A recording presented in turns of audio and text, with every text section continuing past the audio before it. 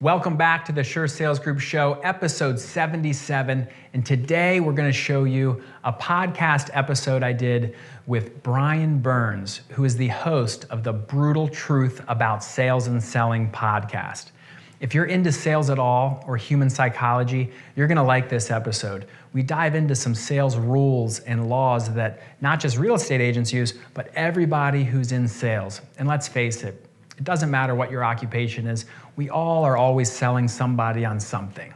So I hope you enjoy this episode. And if you don't already follow Brian Burns or listen to the Brutal Truth About Sales and Selling podcast, you should check it out. Here on the show, we talk about real estate, sales, negotiation, marketing, entrepreneurship, buying, selling, renting, investing, and what it's taken us to grow from 2 employees to 20, from 30 million in sales to 130 million in sales in the last few years. Thanks for watching. Hey, Andrew, welcome back to the show. Give us a little update on yourself. Hey, Brian, glad to be back. Things are still pretty busy for us. We're doing the quarantine home office situation, but I saw your post about your sales rules and you had a lot of good comments. So I thought we might be able to talk a little bit more about some of your rules, some of the rules that are working for me, and provide some value to the audience. Yeah. Where would you like to start? Did you have one in particular you'd like to top off with? Well, sure. Why don't we hit like the first one you put, which I resonated with, was revenue solves all problems is one of your rules. Yep. And I saw some people in the comments, they're, oh, money won't solve everything. And there's maybe some mystification around what you meant by that. But maybe just asking you, what do you mean when you say revenue will solve all your problems? Okay. Well, when you're in a company and you got a sales team, right, there's always friction unless the company's making its number. Okay. If the manager's making their number, they're pretty happy. If the reps are making their number, they're happy. Okay. The minute any of that goes astray is when the finger pointing starts, because it's never anyone's fault. It's someone else's fault. It's marketing, it's engineering, the product doesn't work, the economy's not good, this is going on or that's going on. And, because I talk to sales leaders all the time and I go, all you have to do is get revenue in. Focus on closing deals, getting accounts, getting meetings, getting all the steps it takes to have revenue come in, right? What's the number one cause of divorce? Money. Money, right? Is it? Yes, it okay, is. Yeah. Right? Well, I was about to challenge you, Brian. I was going to say, hey, well, it doesn't solve all your problems. It probably won't help you if you're having a fight with your wife, but maybe it will. Well, of course, it doesn't solve every problem in life, right? You can't buy another year of life, right? You can't go down to life school or life store and say, here's $1 million, give me one more year. Of course. But within the context of sales, I didn't want to put a post out there with 15 pages of disclaimers, right? Which is what, if you ask legal, that's what they would have do. had to do. Right.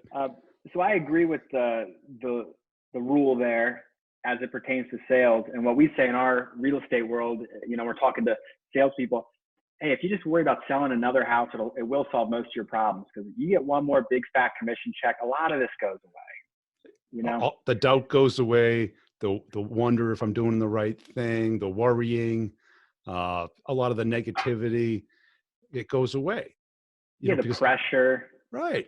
Because we sell and we're most successful when we're in the flow state. We're in that zone, right? And to be in that zone, you have to have the confidence. What gives you more confidence than having just closed a big deal? You're on top of the world, right? You're Superman after closing a big deal. How do you feel after losing a deal? You're like, oh man, is it ever going to get better? Because this goes to another rule of mine where people don't think, they react. And you see it right now. And not only do they react, they typically overreact. They give too much meaning to little negative things instead of taking the emotion away and saying, well, maybe I didn't qualify that well enough, or maybe they weren't interested enough. Maybe I should have been in touch with them a little bit more, listened to them a little bit more. And when they told me they wanted a man cave, I should have believed them and showed the Right. man cave more than I did the kitchen. Little things. That's a really important one. I wrote that down. That wasn't on your LinkedIn post, by the way. But This is a people constant don't- going process, Andrew. This is not static. Exactly. Hey, you want to be a maverick or not? You Yeah. want to be a maverick or not? Well, that's the first edition. Yeah. So shout out. If you haven't got Brian's book, I'm not sure when it was published. It's really good. It's a sales book. It's not like super granular, real heady It's not psychology. what to say. It's how to say it. It's It's brass the strategy. tacks. This is how you do sales. But I like the way you phrase that. People don't think, they react. Yes. And that's a dangerous place to be Yes. as a salesperson. If all you're doing is reacting and not preempting anything, it's you're not going to close much business. Right.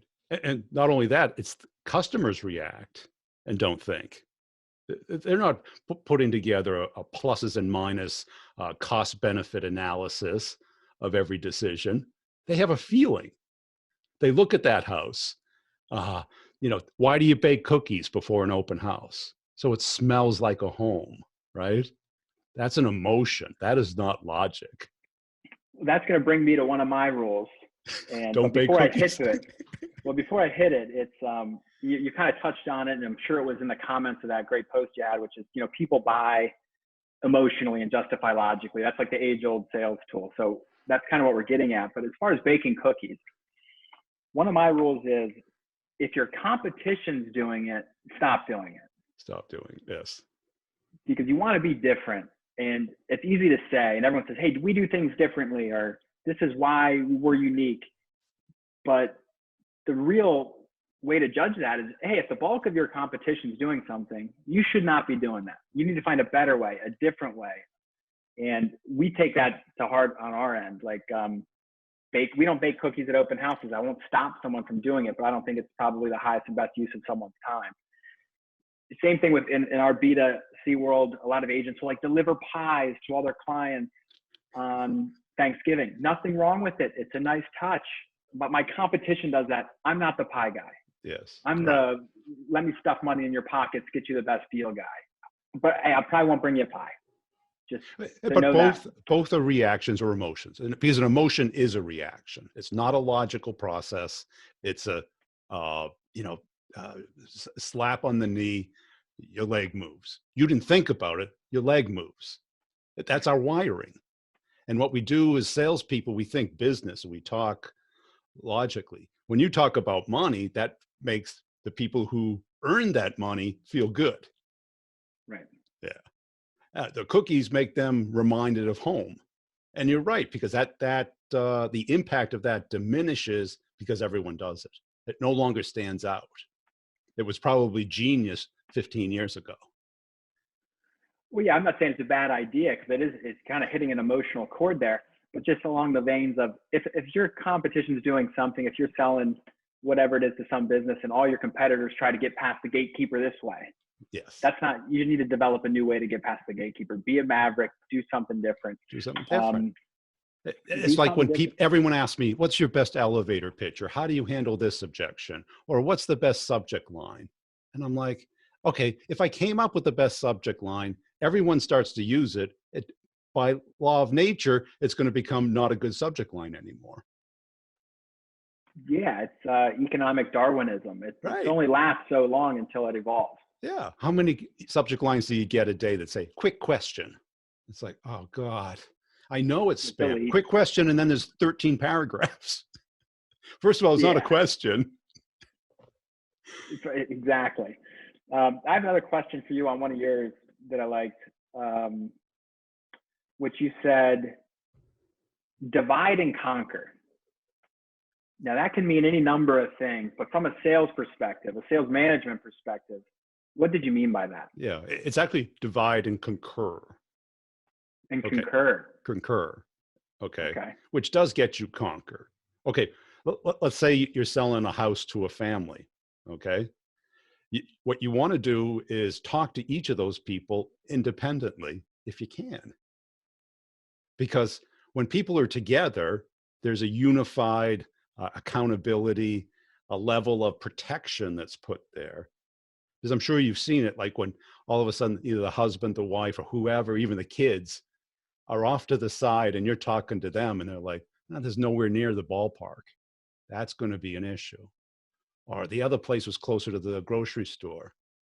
Or this is a little out of our range. Now, would they say that when they're together? No. No. See, I learned this early on because in B2B, they push you into a meeting. They have too many people there. And you ask a question like, what's important to you? They'll be like, we're not really sure. Why don't you show us the product? They'll flip it back to you. If it's one-on-one, the person will be wide open. Okay, I needed to do this, this, and this, and tell me how it's different than the other guys. That makes perfect sense. Divide and concur. Right. See, I didn't even get that. The play on words. Yeah, so that makes a lot of sense. And in our last podcast episode, like I referred to that as like the cast of characters. You really got to know who's involved in the decision-making process. But the only way to really know what's important to them is to divide. Yes. And get some concurrence. So maybe you can conquer the situation at the end. Right. You know, because how are they going to make this decision on which house are they going to buy? Is it going to be based off of school district, square footage, build out, return on investment, affordability? One of those things is really going to come to the top of the reason they're going to buy it. That house versus another house. And if you don't know what that is, and you're talking about the size of the man cave or the backyard or the proximity to the baseball park, they might be, oh yeah, that's good. Thanks, Andrew. Yeah, that's it. And then you don't have the right point to magnify. No, it makes perfect sense. And it's so unbelievably true. And what I've discovered is a lot of times people don't even really know their true compelling reasons to do business, which is why you really got to listen and ask these good questions, right. Divide and concur. They react. They say, the cheapest or the biggest or the one closest to the restaurant we like. But are you going to make the decision off of that? And they're always going to tell you they're going to afford more than they really can, or how serious are they? Yeah. So that's a good one. Divide and concur. That could be its own like 5-part series on how to do it and the complexities of that. But okay, so I was wondering what you meant by that. Obviously, I wrote down the wrong words because it is a little play on words there, right. But it makes perfect sense, and you can't miss that one. One of my other favorites is, for me at least, I always say, begin with the end in mind. That's a great one. It's probably someone said in your comments, I'm sure, because you got a lot of really good salespeople on there. But the key for me is it comes back to the primacy recency effect, which is, hey, people kind of remember how things start and how things finish. Yep. And you have to begin each meeting, each interaction with a logical, respectful outcome that you're hoping to achieve by the end of the meeting. Yeah. And if you do that, the other side's going to be really receptive, and hopefully when you pick things back up, it starts well again. So keeping the end in mind also kind of ties into another one of my rules, which is sales is not about getting your emotional needs met. No. And that's a big one for people. Because, this person said this, or you get in these little fights when you're trying to negotiate this deal, and people want to feel good about themselves and stick it to the other guy. Even if you're 100% right, you do not do that, because you got to keep the end in mind. And the end is going to the bank, not making this guy or girl feel like shit and making you feel good about yourself. Yeah. When I was a manager, I always used to ask my reps, you want to be right or you want to be rich? That's even a better way to say it. Right. That's the better chapter headline. You might convince yourself that you're right, but you're probably not going to convince them that they're wrong. And you shouldn't try to. No, that's not the objective. The objective is to close the deal. Yeah. And even, especially like in your business, the end is, yes, a great deal, but a referral for them to say, work with Andrew, he's great. when anyone asks them, who's a great person in real estate? Oh, Andrew, definitely the person, the go-to person. That's the real outcome you want, because they Yeah, 'cause become if your you, marketing team. exactly, and that person's worth way more than one commission. Like even you, Brian, like say someone, so you bought a house from somebody, even if it's $1 million house, big fat commission. How about if you had someone with the reach and the social prowess, social media prowess to say nice things about you on the internet? Well, that's probably worth 10 times more than your commission check. So Yes. I like the little spin you put on that. The end in mind is not just closing the sale. It's, are they going to say nice things about me on the internet? Can I coach them on how to refer me in a true win-win fashion? Yeah. Getting clear on what the end is for you and your clients are really important. So I didn't think of that until just now. That makes a lot of sense. Yeah, because it gets you away from the emotional knee-jerk reaction and gets you focused on the big picture. Because it's Stephen Covey's number 2 principle. And he does a story of, imagine a funeral and it's yours. Who do you want to be there? What do you want them to say? How do you want them to feel? I mean, that's our end. I mean, that's the very end. Yeah. That's too another morbid, great but yeah, The 7 Habits of Highly Effective People, for those who haven't read it, it's a really, I guess it's properly rated because it's rated very highly, but it really does give you a little mind ninja move on your head. It makes you think quite a bit. I mean, it's not the Maverick, let's be honest. It's not it's not Maverick. that good, but yeah. It's worth a read. It's worth a read. All right, let me ask you this, Brian, because I love this one. This is my favorite one. And I read your list on that post. I just got on. I said, I'm going to comment on this one, which was what's not overtly positive is covertly negative. So I think I know what it means. Let's ask the master himself. What do you mean by, if it's not overtly positive, it's covertly negative? Yes, because when you're in a deal, a conversation, an interaction with a client, we are seeing and hearing the things we want to see and hear naturally. We have to test it. We have to have little acid tests. And if they're not calling us back, if they're not responding to us, if they're not either showing interest or dislike, because somebody dinged me on it. It's like, well, how about if they're asking questions about a certain feature that they don't want or don't like? Well, I consider that positive. They're working with you. They're talking it through. They're expressing what they like and dislike. That is positive. What's negative is they're not calling you back. They're not texting you back. They're late. They didn't show up. They're telling you what you want to hear versus what they really care about, what they mean. So since it's not overt action, I probably should rephrase it. What isn't overt action is covert bad stuff. Because I like the way it's worded. It makes perfectly sense the way you're explaining it. right, because when people get ghosted, is that positive or negative? People, oh, they could be on vacation, they could be sick, they could be busy. But if it's not overtly positive, you're pretty safe to assume it's covertly negative. Yes. And it makes perfect sense across the board. It doesn't matter where you are in the sales process. If it's not overtly positive, as in if you don't feel like you're getting the communication, the next steps kind of outlined, if it's not overtly, hey, everything's okay, more than likely there's smoke. And where there's smoke, there's a fire, and this thing's on its way down. Right, because nobody likes to give bad news. Nobody likes to hurt anyone else's feelings.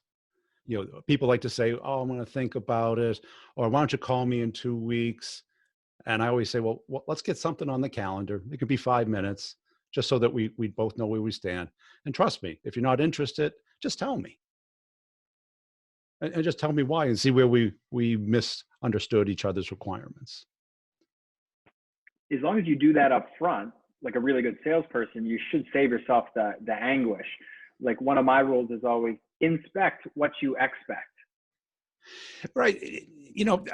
I believe that, but I think that can be, I think you should do something at the beginning and something at the end, because at the beginning, they're most excited. Right. But then at the end, they may or may not tell you the truth.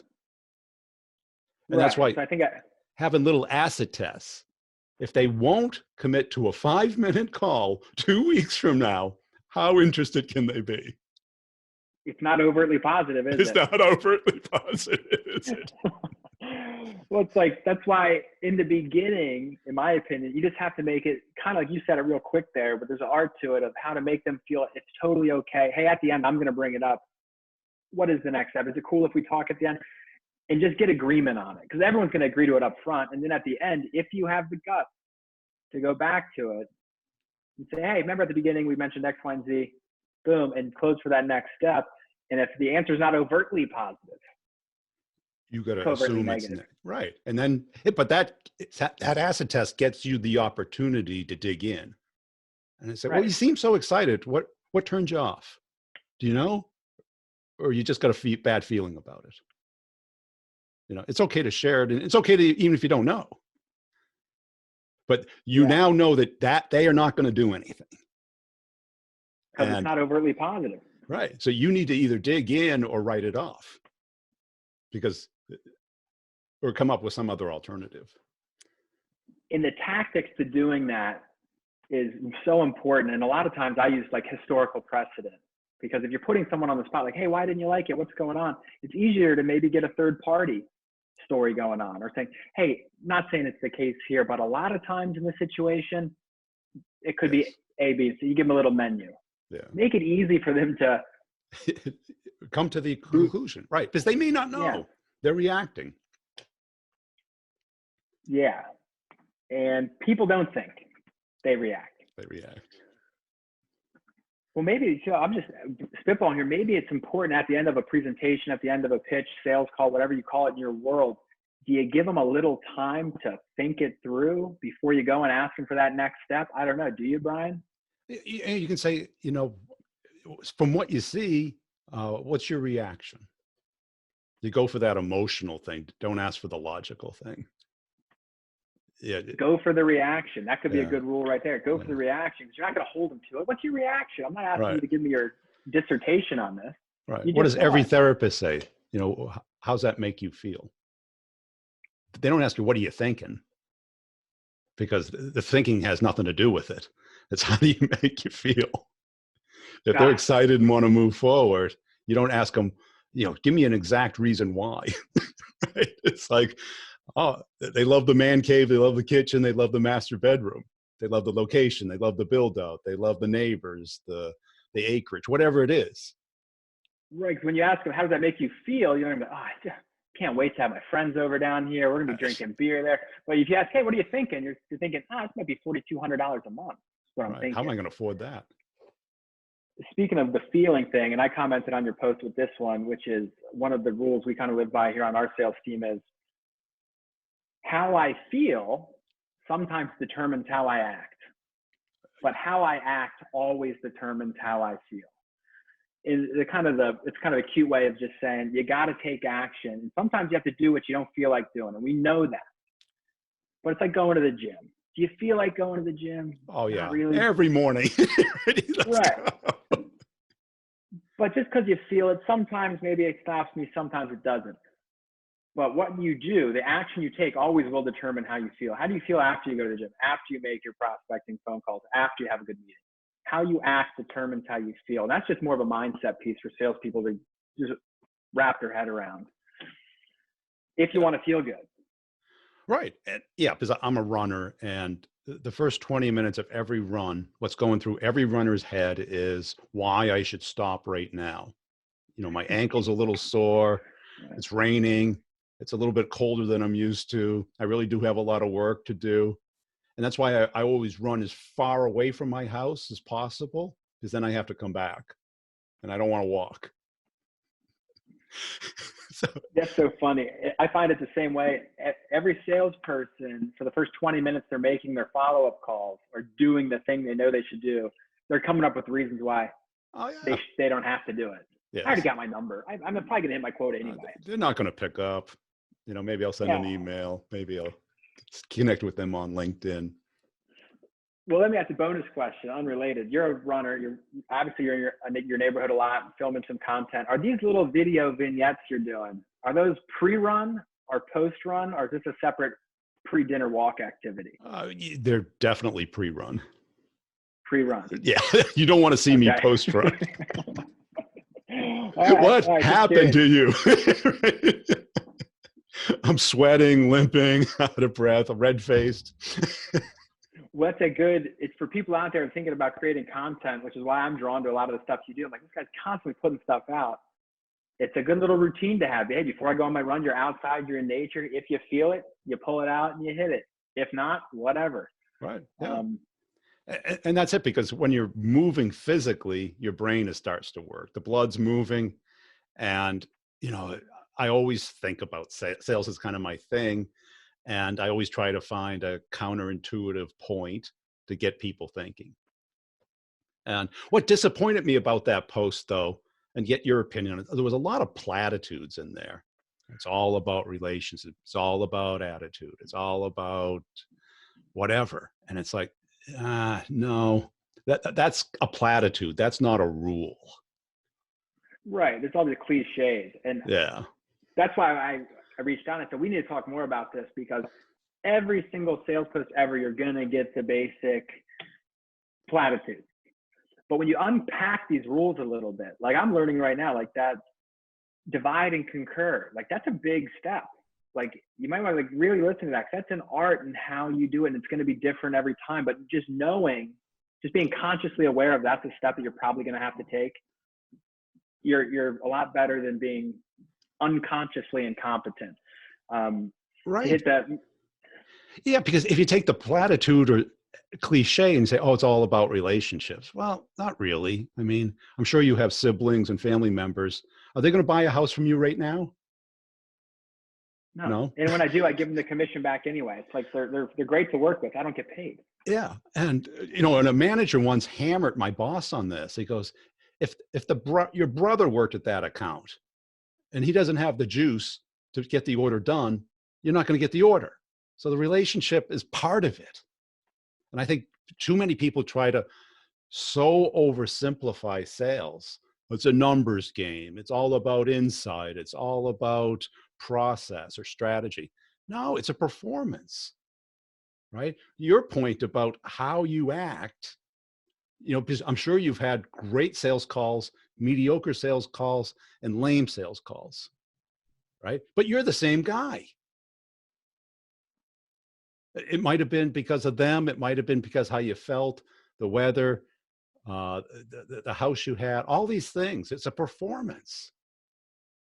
It's true. I forget where I heard it, but it resonated at the time where someone said, hey, sales is like a Broadway play put on by a psychiatrist. Because it's true, because you don't know what you're walking into sometimes. Like if I'm trying to sell Brian something, I don't know if he's having a good day or a bad day, or what his portfolio just did. Or you really have to be adaptable and inquisitive on that. And a lot of that, if you've made it this far in sales and you're watching this type of content, you're probably naturally pretty good at it with the EQ versus the IQ portion of things. But yeah, I mean, I thought the post was really thought provoking, at least for me, because I really like to study this stuff. I'm always trying to find little things that I can do to put into my process. And like to hit another one of yours, which is, if you know what's going to happen, you know what to do. Boom. That's a big one. That is huge. Why? Because that gets you thinking about the future, right? Because we see it now. Everyone's panicking. Everyone's thinking in the moment and how they feel. Okay. But if you know what's going to happen, and we basically do. Why? Because China, South Korea, Italy, France, and Spain, Germany are all coming out of this, right? The math is pretty clear. The pre-existing conditions and your likelihood of getting it and how your body's going to respond to it is mathematically determined. But you have the control over what you do and how you react. So you can panic and sell all your equities and hopefully buy them back at the bottom. But you got to know the bottom. And I put a post out. It was my most popular post where I told CEOs not to lay anybody off, especially salespeople. And I made my argument. This is temporary. You spent all the money training them. They're revenue generating. look for other alternatives. By the time you realize that they're gone, you're going to need them back. And they're going to go to your competitors. So you know what's going to happen and you know what to do. And that might be different in the industries that won't come back as fast, that will take months and months. But most, it's going to take a month and a half, 2 months. If you know what's going to happen, you know what to do. And I think that's really important too in the sales world is if you can show your prospect what the next step looks like and paint a really clear picture of how this solves their new problem and stuff. If they know what's going to happen, they'll know what to do. It's like that. It's so true on so many different levels. It's like basic human psychology. Right. If people need that certainty, and if they're certain on what's going to happen, of course they're going to know what action to take. I think it's our job to just illuminate that path a little bit for people because they don't think, they just react. They just it all react. ties together. Right. And if you've got a buyer who only cares about return on investment and has a 5-year time frame, you want to sell them the thing that's going to give you the highest return and explain why. Because they're thinking ahead. People who are thinking in the moment, oh, we just had another kid, now we need a house, right? Okay, you're going to need this, but when you retire, what's your long-term plan? How long do you want to have the house? Is this a 5-year house, a lifetime house? Because that all matters. And people are not good at thinking ahead.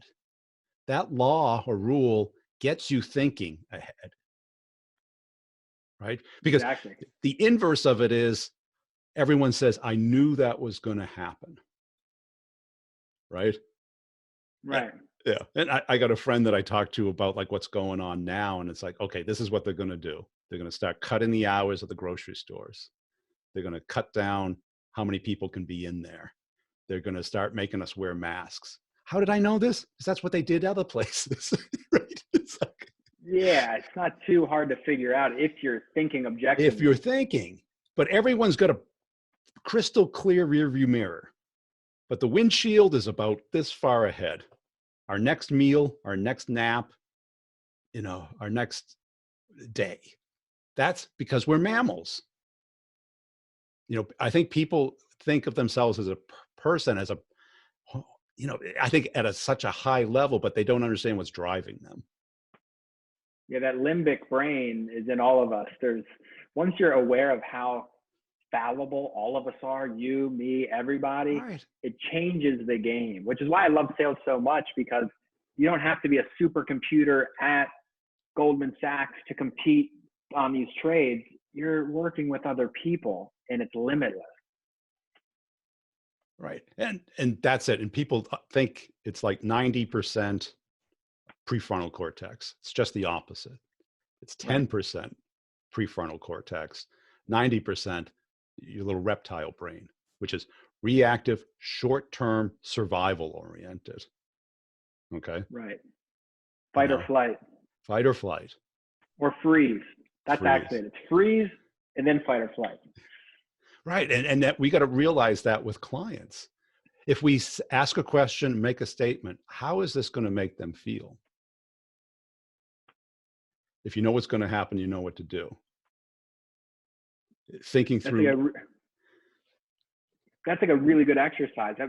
Brian, I'm not sure, I know you were a top sales performer, and I'm not sure if you got into management. I'll ask you about that. But do you ever have your sales teams do exercises like that? Because I think it's really valuable. When you ask someone to buy something, when you ask them to cut the check, how do you think it makes them feel? Put yourself in their shoes. And if you can start thinking through that, you're going to be that much more equipped to help navigate that situation when the time comes. Because what you are doing, you're activating that survival part of the brain. Oh no, they're going to close me. Oh no, I'm going to have to make a decision. What if it's wrong? What if it's not the right step? I think it's good. I'm not sure if it's good. That's a different place to be. You're not going to reason with that person with just pure logic. You got to get emotional with them. Yes. But if you know what's going to happen, you know what to do. Right. Because certainly in your space, when people are making the largest purchase in their life, the moment before they sign that contract is one of the scariest moments of their life. They may not be feeling it, but you might see the shake. You'll come up with all these little objections. I need more time. Let me get a couple more bids from mortgage brokers. Let me look at one more house. Why? Because that's when it gets real. Yeah, and by the way, if it's not overtly positive, it's covertly negative. That means they're not feeling this, and it's not just B2B too. Like when you're closing the deal and it's the CTO is making the decision, you know that it's his or her ass on the line. I can't tell you the number of times I've been, 7:30 at night, the last day of the quarter. I'm in the CEO's office, and what does he do? He's calling in all his chiefs, the person who wants it, the person in legal, procurement, and then probably half the time he goes, "Can I make a phone call?" And I go, "To who?" "Some board member." Right? I mean, here's a lot of money on the line, and I'm thinking like a normal sales guy. Woo-hoo. Where am I going for a drink after this? And then all of a sudden, it's like this is a little bit of panic. He wants to cover his base.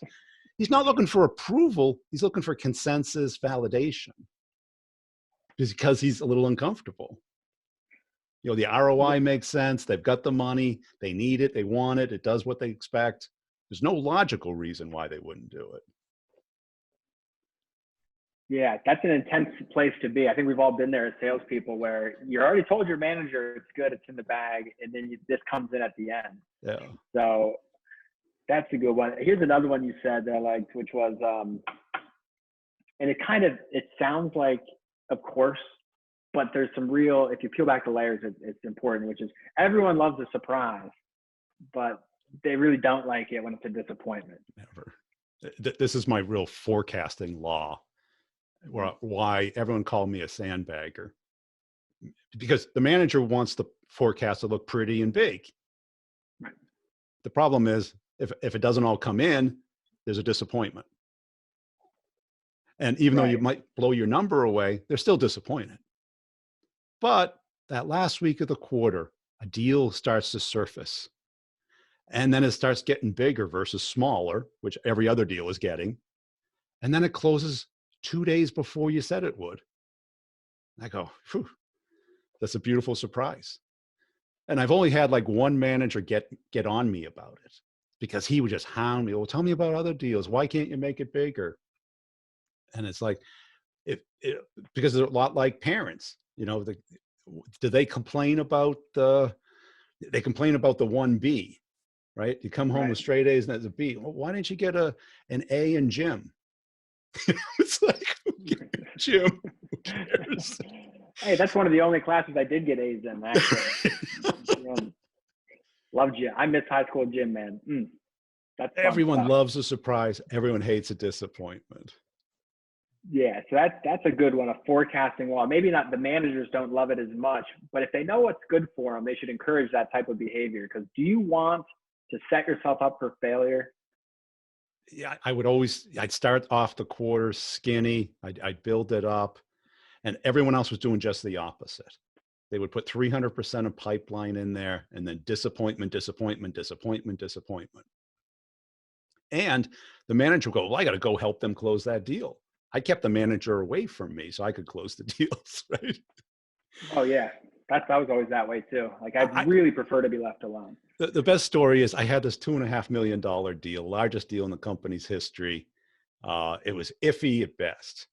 And we're going up against the end of the government fiscal year.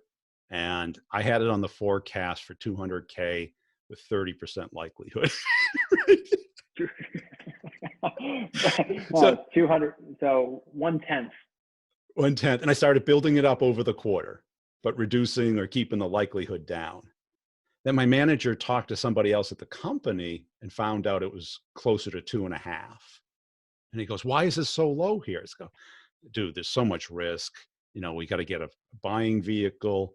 We don't have support from security yet. Legal hasn't reviewed it. All these risks. It came in 2 days before the end of the quarter. My manager was never so happy before in his life. He thought I was a magician. Now, if I did just the opposite, I put it at 80% at 2.5, and it comes in, they're like, yeah, okay. Yeah, no, it makes perfect. You have to think about it think, not react. Like, hey, I got news that it's a $2.5 million opportunity. Don't just react and say, oh, my pipeline's full. Check out, look at me. think it through, and you have to think about it like almost like an actuarian, like an insurance thing. How you're talking about assessing this risk, like, hey, well, like, yeah, maybe it is 2.5, but what is the actual likelihood? What you put down there is actually, you're not lying. It's not completely untrue. It's what you think is based in reality for the right expectation for everybody. Right. And the same thing when you go into negotiations on a house. If you set the expectation that they can bid 10% below ask and get it, and they end up paying 5% below ask, they feel like you don't know what you're doing. Right? Exactly. Everybody loves a surprise, but they hate that. But you get 15% below ask, they think you're a genius.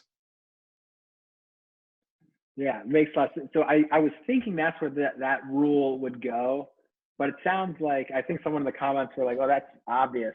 Everyone loves a surprise. No one likes to be disappointed. Not in the sales world when you're thinking about how you're setting the stage. Again, this is a Broadway play put on by a psychiatrist. You have to put your ducks in a row. And that's a really good law. And like I said, it's a forecasting thing. Yeah, So if you just, it's an interaction with either the client or the boss, because what typically as sales reps, we tend to overpromise and underdeliver, and that's a disappointment. But if you're upfront with people, set expectations a little below what you think you can deliver, you over deliver. That's a nice surprise. You know, that's a and good way to get salespeople, referrals. yeah, salespeople are great at saying something's obvious after they see it happen. Every magic trick is obvious after you see how it works. Before you see how it works, it's magic. The minute you know how it works, it's obvious. Yeah, well, if you know what's going to happen, you know what to do. There you go. You know, all these things all tie together. Here's another one. Let's hit another one. And I could do this all day, so I'm just going to keep hitting you until you cut me off, Brian.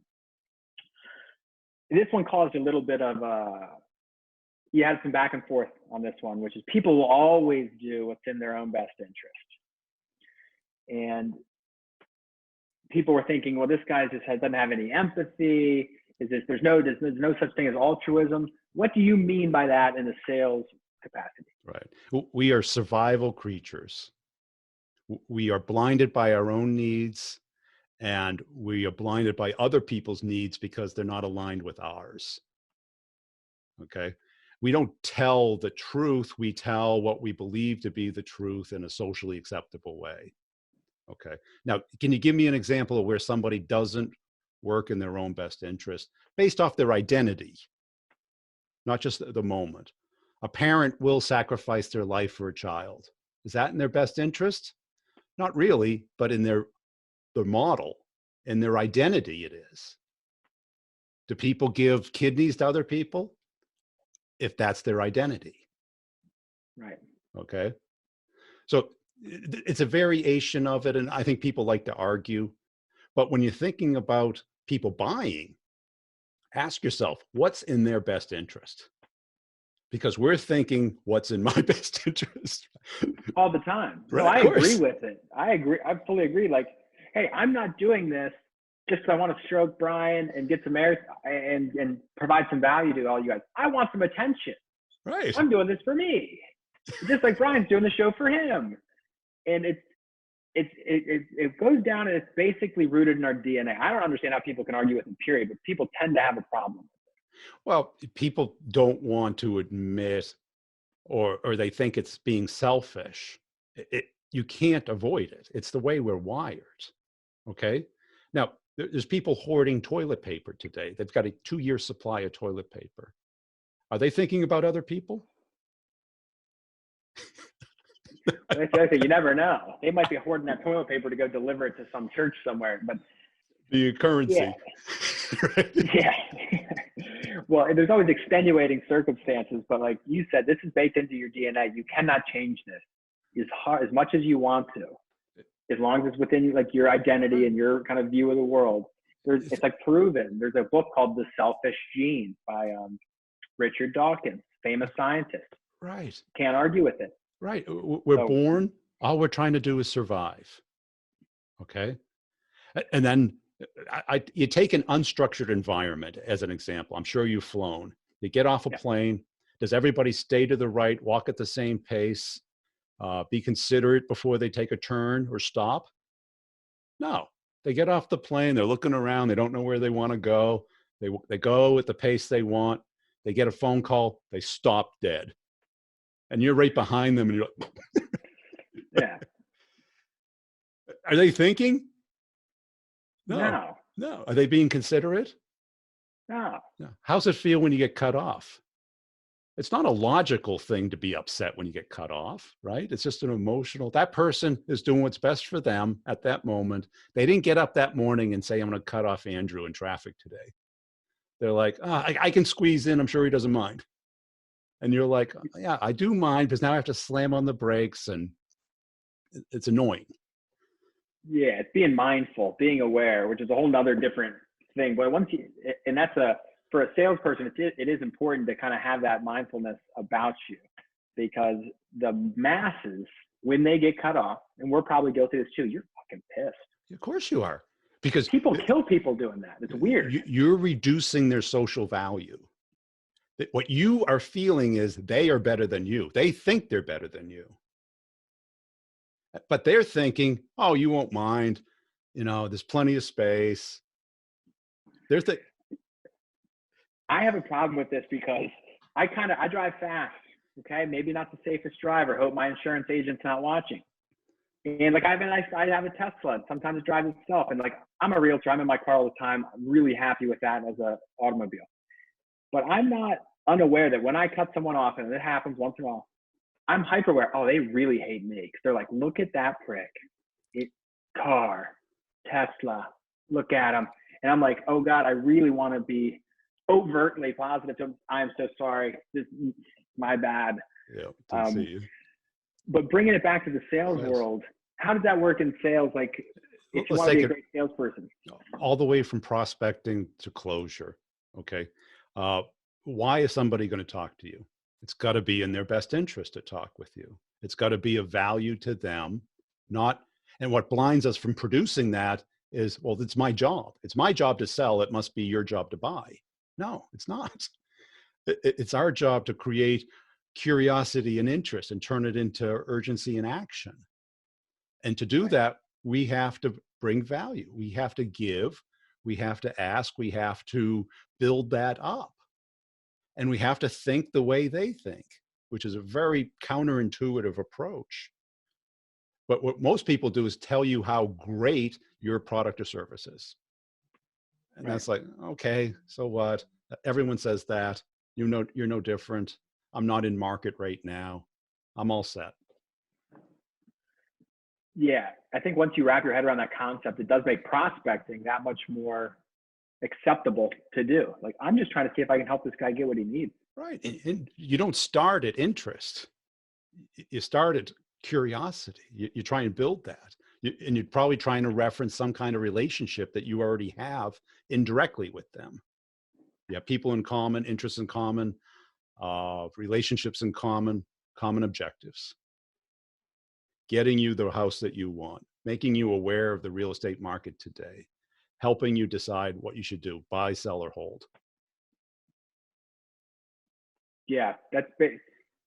You know, when you're thinking about these psychological principles, it's really good to think about how you're going to use your next, your marketing piece. What messaging are you really trying to say? And these core principles, if you can pull out little things, it's almost like Influence, famous book, Robert Cialdini. I'm sure everyone's read that. There's laws to how you're going to influence somebody.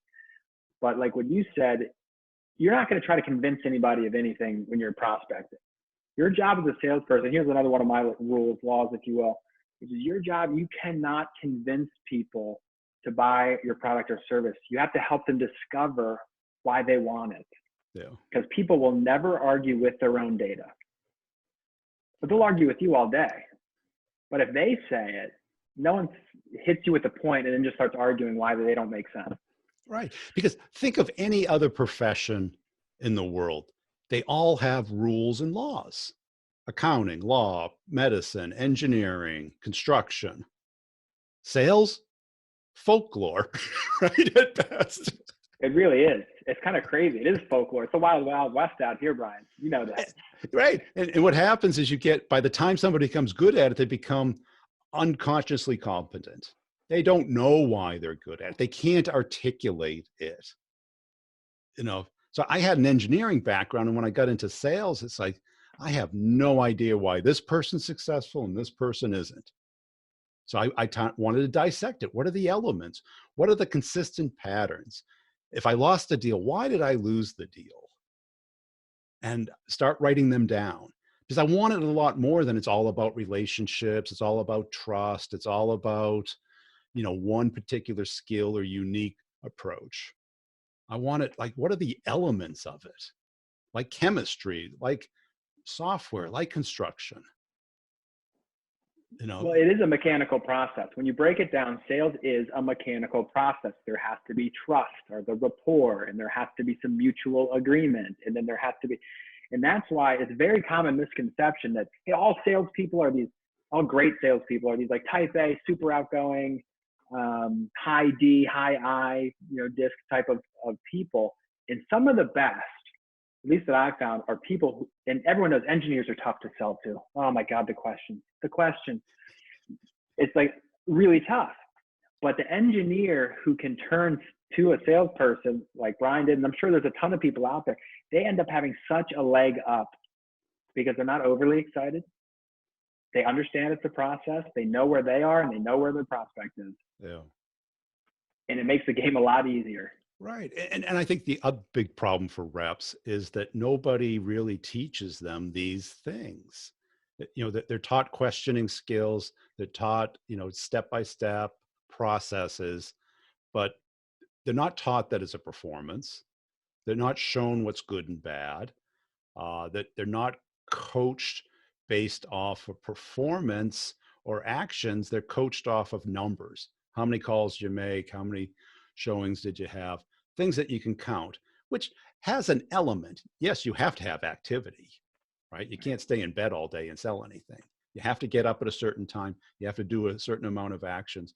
But what's more important is you do the right actions with the right people in the right way. And too many of us get stuck in this belief, if it's not working, it's something outside of me instead of me. Yeah, well, you learn a lot more from when it doesn't work. And that's a semi-cliche thing to say, but it's unbelievably true if you do the debriefing process. Yeah. Which is, if you're a sales rep and you're like, wow, I really should be getting better. I have lost a couple of deals. No one even asked me why I lost them. I don't even know how I lost them.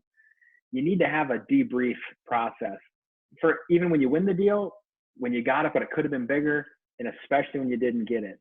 Because when you win, you don't learn anything. You're high-fiving your buddy, you're going to the bar, having a beer, talking about how awesome you are. And you really should have been like, I probably could have got a referral out of that too, right out of the gate. Yeah, and if you lose a deal, estimate that commission amount, and that's how much you paid for that lesson. So you can ignore it, or you can document it and never repeat it and prevent it from the next time. Yeah, that's a really important process, especially if you're newer in sales. You will get good quick if you're willing to just, people hate getting feedback. And that's probably some kind of psychological lesson we've talked about already.